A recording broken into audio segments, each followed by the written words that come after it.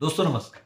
आज की इस शॉर्ट से एक इंटरेस्टिंग क्वेश्चन आपके साथ डिस्कस करने जा रहा हूं कि क्या रिवाइज रिटर्न फाइल करके आप अपने लॉसेस जो ओरिजिनल रिटर्न में नहीं बताए वो रिटर्न में बता सकते हैं और फिर ऐसे लॉसेस को कैरी फॉरवर्ड कर सकते हैं, सेट ऑफ कर सकते हैं अथवा नहीं।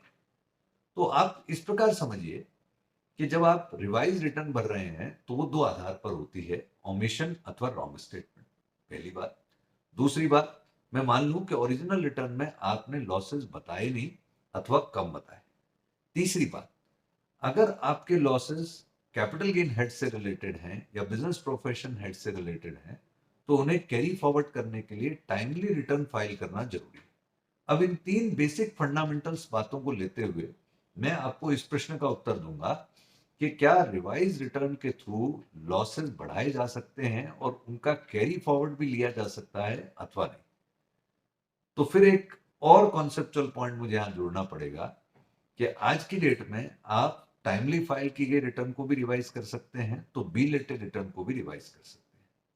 दोनों में से किसी भी प्रारूप में आप रिटर्न को रिवाइज करें, आप अपने लॉसेस को भी बढ़ा सकते हैं। यानी पहले मान लीजिए मैंने लॉसेस बताए नहीं, अब मैंने बोला मेरे बिजनेस कैपिटल गेन में 5 लाख 10 लाख का लॉस हो गया, या पहले मैंने लॉस बताया और अब लॉसेस का क्वांटम भी बढ़ा रहा हूं क्योंकि मुझसे कुछ लॉस रिपोर्ट होने से छूट गया। अब क्वेश्चन आया कि ये जो लॉस मैंने बताया, ये लॉस क्या सेट ऑफ हो जाएगा? सेट ऑफ का मतलब होता है सेम ईयर में दूसरे हेड की इनकम से उस लॉस का सेट ऑफ होना। तो उसके कुछ रूल्स हैं।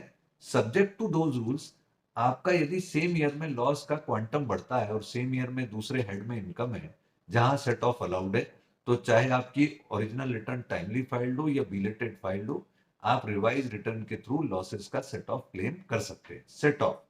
लेकिन अगर आप कैरी फॉरवर्ड की बात करेंगे तो फिर मेरे को अपनी बात को थोड़ा और क्लियर करना पड़ेगा। अगर आपकी original return within 139 month due date filed है, सपोज फॉर एन एग्जांपल 16 सितंबर 2025 तक, नॉर्मल कर देता हूं कि केस में, तो अगर आपकी रिटर्न टाइमली फाइल्ड है और आप रिवाइज रिटर्न में लॉसेस बढ़ा रहे हैं या नए लॉसेस ही लेकर के आ रहे हैं, तो मेरा मानना है यदि वो लॉस कैपिटल गेन या पीजीबीपी से भी संबंधित है तो कैरी फॉरवर्ड करदाता को मिलेगा।